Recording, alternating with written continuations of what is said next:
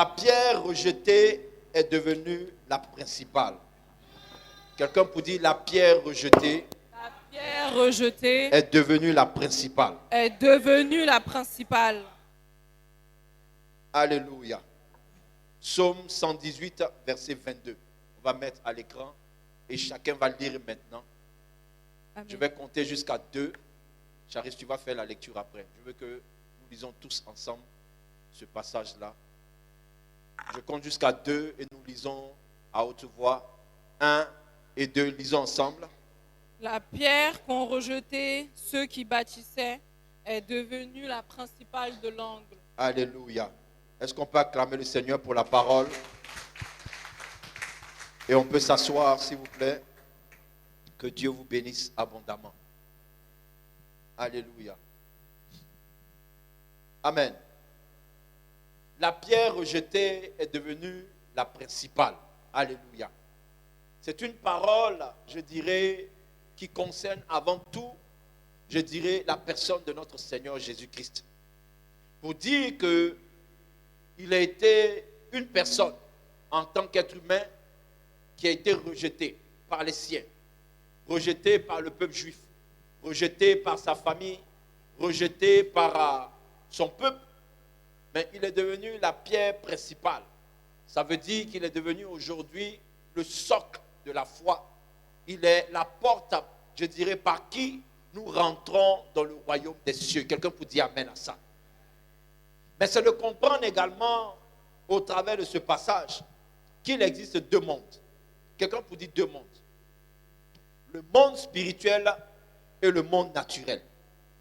Où les édifices qui sont bâtis, vous voyez, sont, je dirais, similaires. Mais les matériaux qui sont utilisés ne sont pas les mêmes. Dis amen à ça. Alléluia. Nous avons deux mondes parallèles qui sont séparés, je dirais, par une ligne qui est très fine. Où dans chaque monde, il y a des bâtisses, il y a des édifices, il y a des constructions, il y a des monuments. Vous voyez, il y a des hauts lieux. Mais chaque monument, vous voyez, est bâti avec des matériaux qui sont propres à chaque monde. Je vais m'expliquer. Le chrétien doit comprendre quelque chose.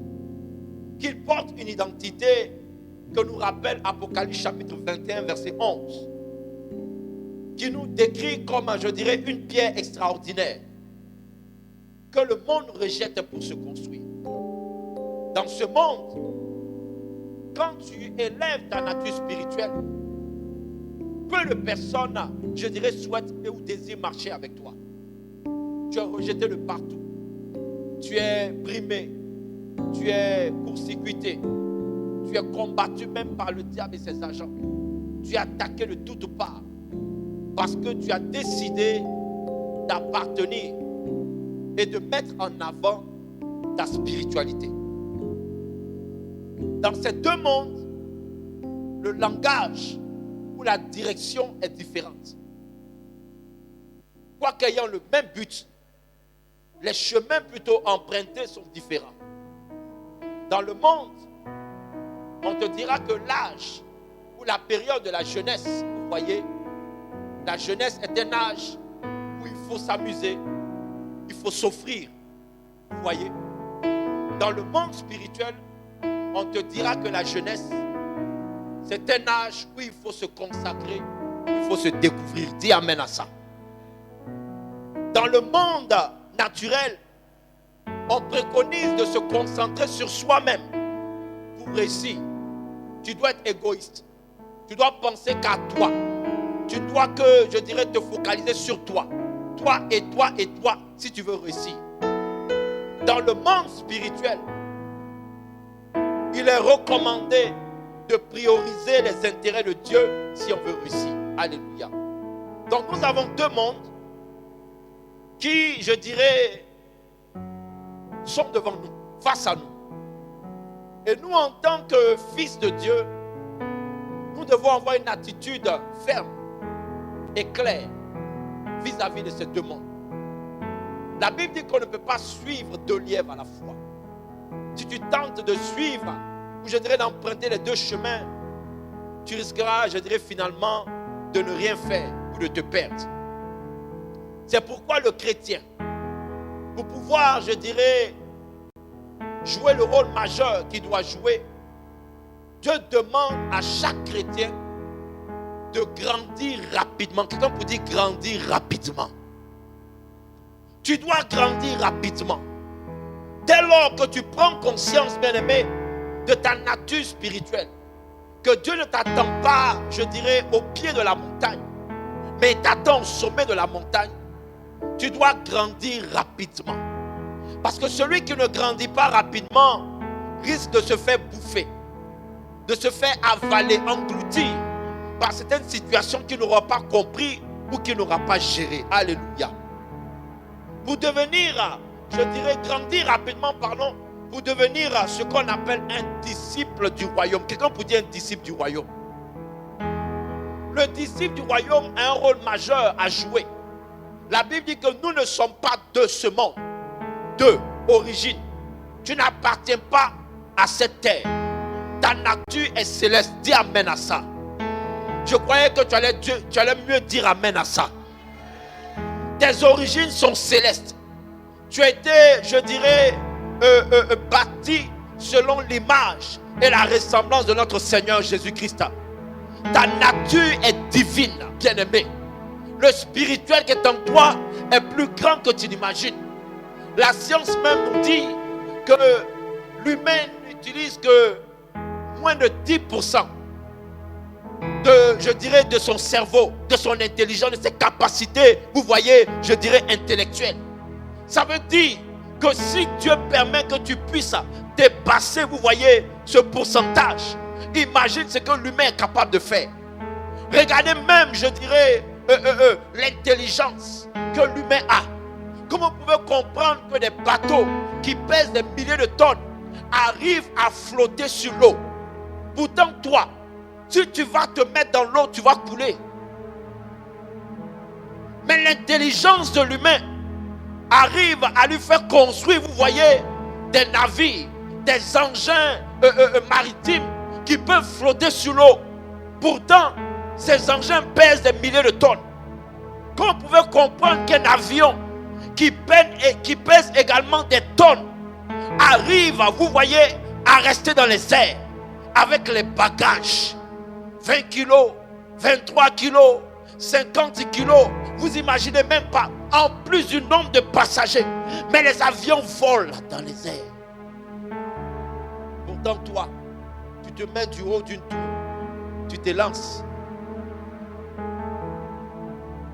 Tu vas connaître la loi de la gravité. Alléluia. Comment vous pouvez comprendre ça? Donc si l'enfant de Dieu ne comprend pas que la nature divine qui est en lui a besoin de s'exprimer, nous allons être frustrés. Nous allons, je dirais, vous voyez, manger les miettes.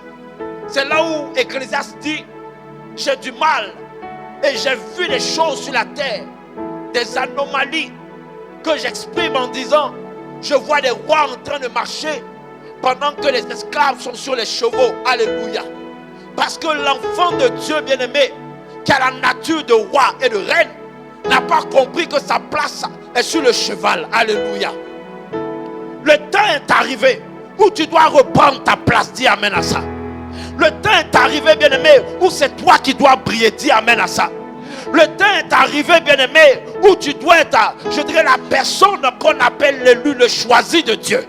Si dans un endroit, il y avait une sélection à faire, si on devait choisir 2 personnes, parce que tu es enfant du royaume et que tu as développé ta spiritualité, tu dois faire partie de ces 2 personnes. Dis amen. Si on ne doit choisir qu'un seul candidat, bien-aimé, même si tu pars avec un retard considérable, tu pars avec des carences, tu pars avec des imperfections, tu pars avec des diplômes en moins, mais à cause de la grâce de Dieu sur ta vie, c'est toi qui dois être choisi. Oh, je dis à quelqu'un, c'est toi qui dois être choisi. C'est toi qu'on doit choisir. Alléluia. Mais pour ça, tu as besoin de comprendre ta nature spirituelle. Les gens luttent dans un monde où Jésus a dit tout est accompli. On a l'impression que cette parole est éphémère. C'est une chimère. C'est quelque chose d'abstrait. Tout est accompli, mais je n'ai pas encore ça. Tout est accompli, mais je n'ai pas encore obtenu ça. Parce que nous n'avons pas, je dirais, nous n'avons pas compris, vous voyez, le rôle que nous devons jouer. Alors, dans la continuité du message que je suis en train, je dirais, de nous apporter, selon l'Esprit de Dieu, comprenez, bien-aimés, que pour devenir, je dirais, un disciple du royaume, tu as besoin de comprendre que tu es un intendant. Dis un intendant. Tu dis pas bien, dis un intendant. Regarde ton voisin, il faut lui dire tu es un intendant, tu es un intendant. Ou bien si c'est le mot intendant là qui est lourd pour toi, il faut regarder ton voisin, il faut lui dire tu es un gardien. Regarde ton voisin, il faut lui dire tu es un gardien. Regarde quelqu'un de regarde derrière toi, il faut lui dire tu es un gardien. Regarde tout autour. Tous ceux qui sont autour de toi, il faut lui dire tu es un gardien. Alléluia. Ça veut dire quoi, un intendant? Le disciple doit grandir, le chrétien doit grandir pour devenir un disciple du royaume. Et le disciple du royaume comprend, bien aimé, que dans sa nature spirituelle, il est un gardien. Il garde quoi? Il gère les ressources que Dieu lui a confiées. Alléluia. Dieu t'a confié les choses. Il te demande d'en prendre soin. Il te demande même, je dirais, de les utiliser avec sagesse et pour sa gloire. Beaucoup, vous voyez, je dirais, gaspillent les ressources que Dieu leur a données. Alors que Dieu nous les confie, vous voyez, pour manifester sa gloire. Première chose que tu dois savoir, tu es gardien du temps. Regarde ton voisin, il faut dire tu es gardien du temps. Dieu t'a confié de gérer le temps. Le temps ne t'appartient pas. Le temps appartient à Dieu. Lui, il est en dehors du temps. Toi, tu es dans le temps. Dans une journée, il y a 24 heures. Les 24 heures, bien-aimés, Dieu te demande de les gérer. Et en tant que disciple du royaume, nous devons avoir la bonne attitude pour gérer ce que Dieu nous a donné. Comment tu gères ton temps? Regarde ton voisin, me pose la question, comment tu gères ton temps? Comment tu gères ton temps? Les gens passent leur temps, je dirais, on gère mal notre temps. Parce que dans la gestion de notre temps, vous voyez, on essaie de trouver une place à Dieu, alors qu'il doit être le centre de ton temps. Parce que le temps lui appartient. Et il t'a confié ce temps-là. Alléluia. Pendant ce temps, bien-aimé, tu dois, je dirais, t'efforcer de l'adorer. Par tes actes. Dans la journée. Combien d'actes, combien de gestes tu poses qui adorent ton Dieu. Alléluia. La gestion du temps. Dieu te fait de toi un intendant pour que le temps qu'il t'a donné, tu lui consacres à l'adorer. Mais malheureusement, nous utilisons ce temps-là pour vaquer à nos occupations. Nous utilisons ce temps pour nous voutrer dans le péché. Nous utilisons ce temps, je dirais, pour chercher à nous réaliser, alors qu'il est le maître du temps. Dieu te confie le temps. Ce temps-là, tu dois en prendre soin. Parce que le temps est précieux. La Bible dit de racheter le temps car les temps sont mauvais. Alléluia. C'est ce que la Bible nous dit. Ça veut dire que le temps passe. Plus nous faisons les mauvais choix, et plus le temps continue à avancer. Il y a un homme qui disait, je cite, il dit, le temps n'a pas le temps. Parce que le temps ne s'arrête pas. Même quand toi tu t'arrêtes, le temps continue à avancer. Tu n'as pas compris. Ou bien je répète. Amen. Il dit le temps n'a pas le temps. Parce que le temps ne s'arrête pas. Même si toi tu t'arrêtes, le temps continue à avancer. Alléluia. Donc plus nous faisons les mauvais choix, le temps continue à avancer. Mais si tu veux faire les bons choix, tu as besoin de comprendre que le temps que tu as tu dois le consacrer à ton Dieu. Afin que le peu d'années que tu passes sur la terre, tu sois rassasié le jour comme Abraham. Dans la volonté, dans l'esprit de Dieu, il ne soit pas que nous soyons amers au soir de notre vie, en disant, ah, j'aurais pu faire ça, j'aurais pu faire ça, je n'ai pas pu faire ça, je n'ai pas pu réaliser ceci, je n'ai pas pu réaliser cela.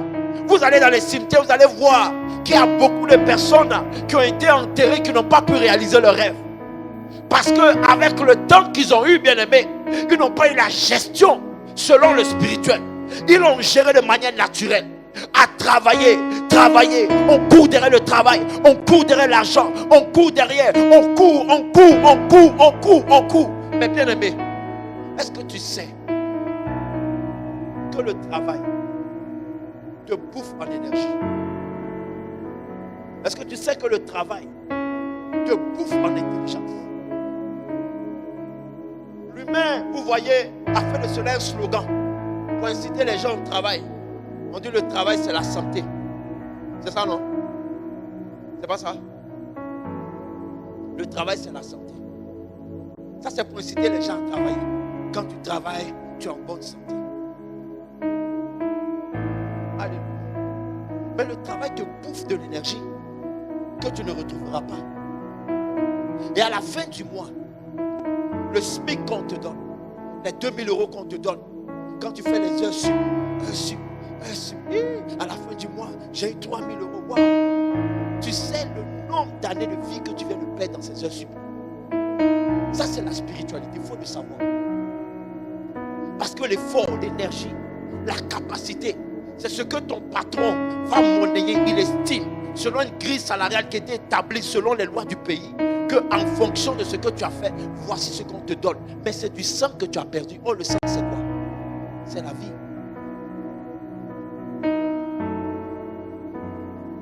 Alléluia. C'est la vie. Le sang, c'est la vie. Quand il y a des accidents, la première chose qu'on cherche à faire, c'est de faire quoi? Si quelqu'un est blessé, on cherche comment on appelle ça, à arrêter l'hémorragie.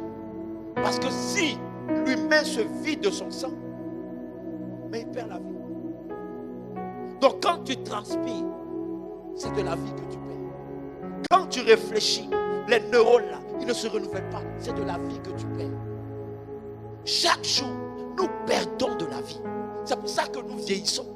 Ton corps, vous voyez, reflète l'expression de la vie que tu es en train de perdre. On fête nos anniversaires. Oh, j'ai eu une année de plus. C'est bien. Mais va dans l'autre sens. Tu as eu une année de plus. C'est des jours au moins. C'est une réalité.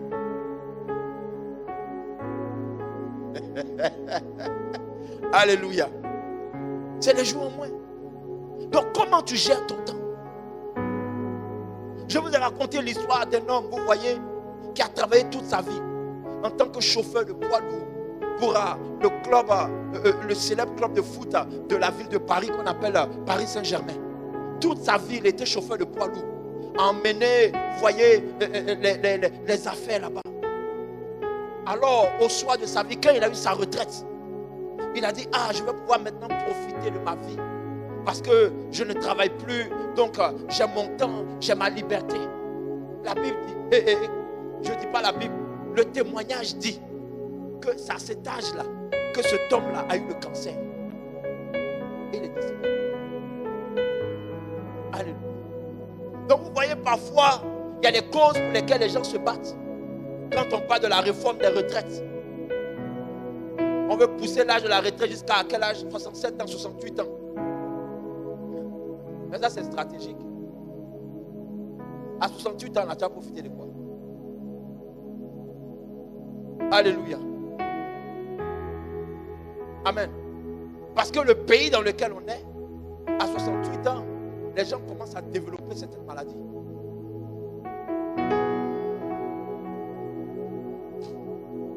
Vous êtes trop calme. Regarde ton info, il dit le temps. Dis-lui encore le temps. Dieu te demande de gérer le temps. Gère bien ton temps. Le temps que Dieu te donne, Ce n'est pas, je dirais, à accumuler les conquêtes.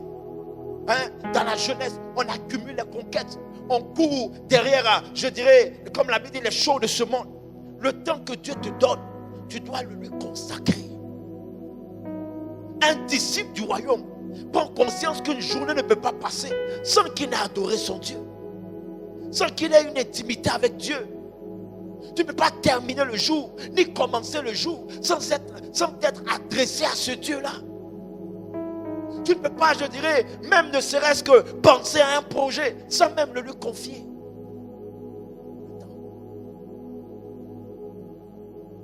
Alléluia. Dieu aussi t'a fait gérant de quoi? Il t'a fait gardien de talent. Dis à quelqu'un le talent. Dis à quelqu'un le talent. Dieu t'a donné de gérer les talents. Alléluia. Malheureusement, vous voyez, nos talents, nous les utilisons pour autre chose. Il y a une différence entre talent et don. Qui peut me dire c'est quoi la différence?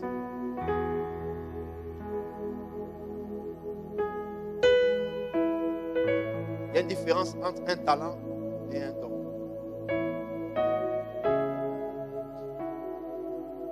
Qui veut se lancer?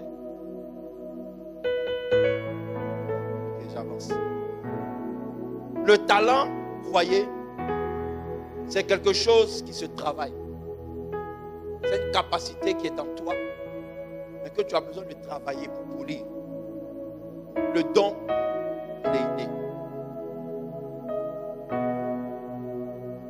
Ça ne te parle pas? Bon, je vais te donner un autre exemple. Lizzie peut avoir pour talent de chanter. Pour don, plutôt de chanter.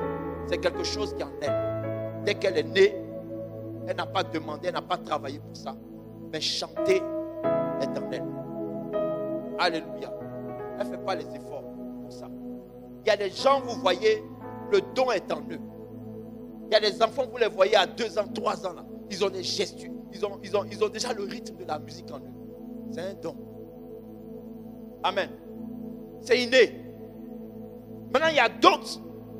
Le talent, ils vont le travailler. Maintenant, quelqu'un peut chanter, peut devenir chante, peut devenir, je ne sais pas, peut avoir une carrière musicale. Mais sur la base d'un talent. Parce que c'est quelque chose qu'elle a travaillé. Est-ce que tu comprends?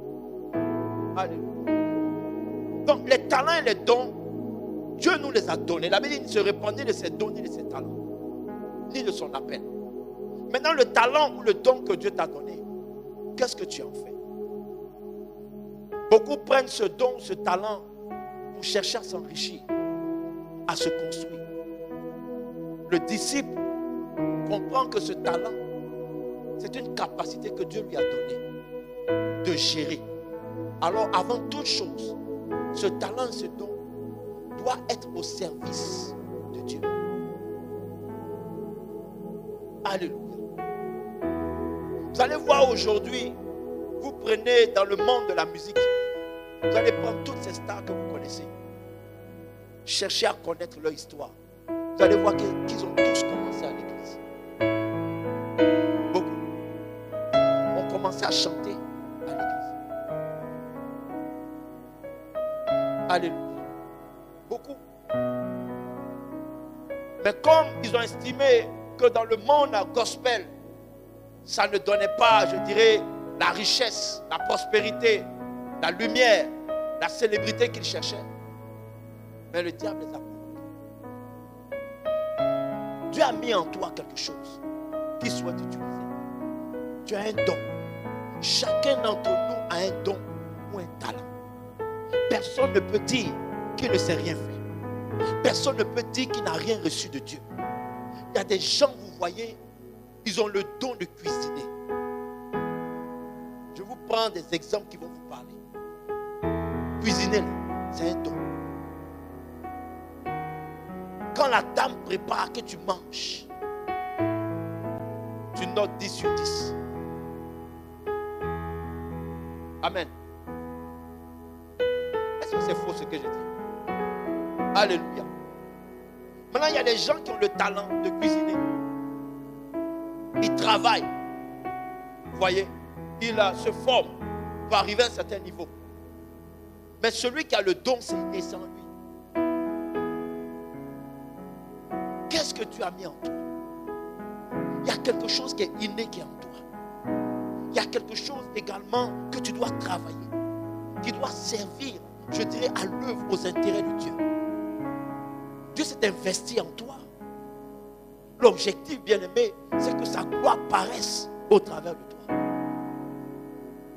Il t'a donné de gérer ce talent.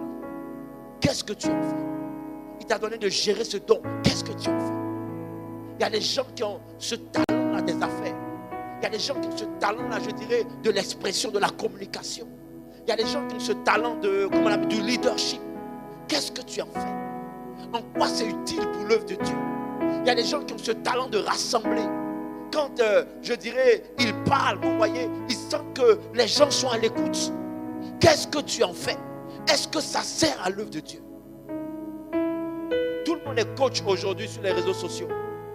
Oh, je suis coach. Je suis coach. Je suis coach. Tout le monde s'improvise. Parce que chacun veut libérer son don. Vous avez vu les réseaux sociaux?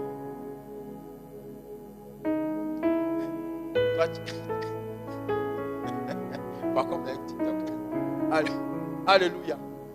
Les réseaux sociaux, vous voyez, il y a du bon comme il y a du mauvais. Il y a des talents qui se sont révélés au travers des réseaux sociaux. Parce que vous voyez le monde dans lequel on est, comme je vous ai dit, il y a certains critères, il y a certaines lois, il y a certaines structures à respecter. Je prends par exemple les web humoristes. Il y a beaucoup qui ont révélé leur talent. Que vous regardez aujourd'hui, nous regardons aujourd'hui sur les réseaux sociaux qui nous font rire. Mais qui se sont, je dirais, révélés, vous voyez, au travers des réseaux sociaux. S'il n'y avait pas ces réseaux sociaux, ces talents-là n'auraient pas pu, je dirais, éclore. Parce que pour devenir humoriste, on va te dire, il faut aller à l'école du quoi? Du rire, ou bien de l'humour. Hein? Alléluia. Il y a des gens qui ont trouvé leur voie au travers de ces réseaux parce qu'ils ont décidé, vous voyez, d'exprimer leur talent. Toi, le talent que tu as donné, tu l'exprimes. Et où tu l'exprimes? À quoi c'est-il? Alléluia.